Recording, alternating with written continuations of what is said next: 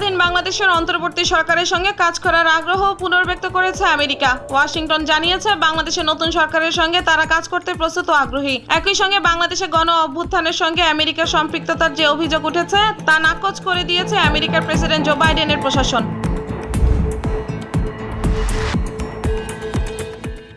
অন্তর্বর্তী সরকারের সঙ্গে বাংলাদেশের অর্থনীতি নিয়ে আলোচনার জন্য ঢাকা যাচ্ছে আমেরিকার প্রতিনিধি দল। বাংলাদেশকে অর্থনৈতিকভাবে আরো শক্তিশালী হতে সহায়তা করতে চায় আমেরিকা। গত 5ই আগস্ট ছাত্র জনতার গণ অভ্যুত্থানের মুখে শেখ হাসিনা বাংলাদেশ থেকে পালিয়ে যাওয়ার পর বাংলাদেশ ও আমেরিকার মধ্যে এটাই হবে প্রথম উচ্চ পর্যায়ের আলোচনা।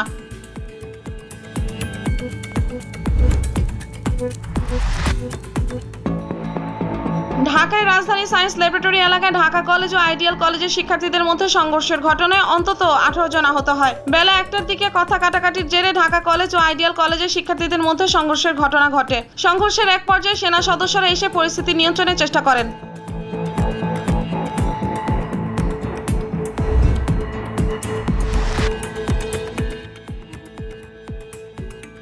সাবেক প্রেসিডেন্ট ডোনাল্ড ট্রাম্প ও ভাইস প্রেসিডেন্ট কামালা হ্যারিসের মধ্যে প্রথম ডিবেটের জন্য পুরোপুরি প্রস্তুত পেনসিলভেনিয়ার ফিলাডেলফিয়ার ন্যাশনাল কনস্টিটিউশন সেন্টারের মঞ্চ। মঙ্গলবার রাত 9টায় 6 ফুট দূরত্বে দাঁড়িয়ে ডিবেটে অংশ নিতে যাচ্ছেন এই দুই প্রেসিডেন্ট প্রার্থী।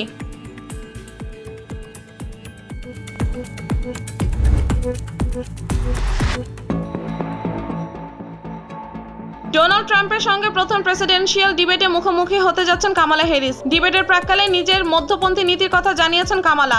মধ্যবিত্তদের জন্য অর্থনৈতিক সুযোগ তৈরি করতে চান। এছাড়া সীমান্তে সীমানা প্রাচীর নির্মাণে বিনিয়োগের বিষয়ে ট্রাম্পের আহ্বানের প্রতিও সমর্থন জানিয়েছেন।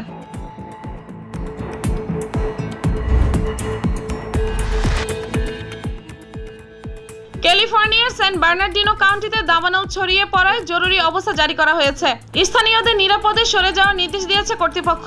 এখন পর্যন্ত দাবানল 20,000 একরের বেশি এলাকায় ছড়িয়ে পড়েছে বলে জানান কর্মকর্তারা। বৃহস্পতিবার শুরু হওয়া এই দাবানলের কারণে ঝুঁকিতে রয়েছে অন্তত 36,000 স্থাপনা।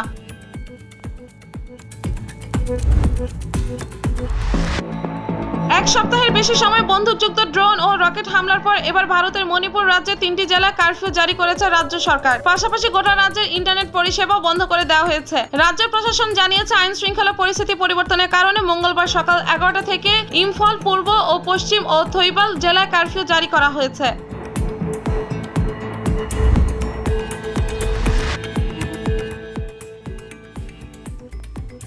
পাকিস্তান তেহরিক ই ইনসাফ দলের বেশ কয়েকজন নেতাকে গ্রেফতার করা হয়েছে। তাদের মধ্যে আছেন দলটির চেয়ারম্যান গহর আলী খান। পাকিস্তানের সাবেক প্রধানমন্ত্রী ইমরান খানের দল পিটিআই বলছে দেশটির আইন শৃঙ্খলা রক্ষাকারী বাহিনী অভিযান চালিয়ে দলীয় নেতাদের গ্রেফতার করেছে।